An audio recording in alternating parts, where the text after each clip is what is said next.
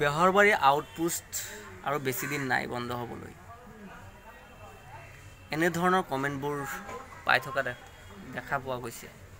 কাৰণ কে মোহন গুচি যোৱাৰ পৰা বেহৰবাৰী আউটপোষ্টটো মানে বেছি ভাল লগা হৈ উঠা নাই, মানে চাই ভাল নালাগে।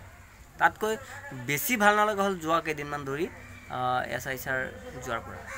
বৰ্তমান এনেকুৱা লাগে যে বেহৰবাৰী আউটপোষ্ট মানে যিমান গুৰুত্বপূৰ্ণ আছিল বা যিমান ভাল লাগিছিল তাৰ বিপৰীত হৈ গৈছে, একেবাৰে ভাল নলগা হৈ গৈছে। কাৰণটো সকলোৱে জানে, অভিনয়বোৰ একো কাহিনী নাই, কি নাই, কেনেকৈ চলি আছে, মুঠতে ভাল নালাগা হৈ গৈছে।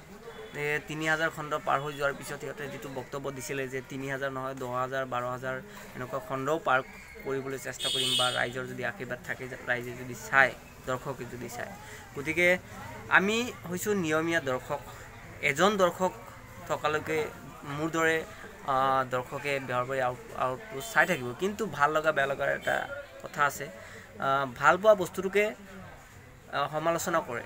যেনেকৈ জুবিন গাৰ্গক কিছুমানে সমালোচনা যিসকলে কৰে, নাভাবিব যে জুবিন গাৰ্গক তেখেতসকলে বেয়া নাপায়, ভাল পোৱা ব্যক্তিকো সমালোচনা কৰিব পাৰি। ঠিক তেনেকৈ বেহৰবাৰী আউটপোষ্টখন ভাল পাওঁ কাৰণে মই কৈ আছোঁ যে বেহৰবাৰী আউটপোষ্টখন উন্নত কৰাৰ বহুত প্ৰয়োজন হৈ আছে।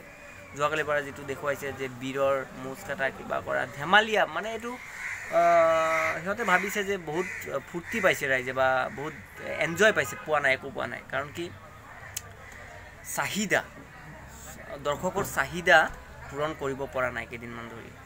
আজিৰ যিটো এপিছড গ'ল, যোৱাকালিৰ যিটো এপিছড, ছিংগাৰ কি পাইছে, মানে তাত কি হ'ব পাৰে, তাৰ পৰা এনেকুৱা হ'ব কোনোবা এজন ছিংগাৰে গান গাইছে, সেই গানটো ইউটিউবত দিছে, কপি কৰি বেলেগে দিছে, এনেকুৱা হ'ব। এইটোতো সাধাৰণ এটা মেটাৰ, এইটো আগতেও দিছে, গতিকে এইটো কৰিব নালাগে বাৰু, ঠিক আছে। কিন্তু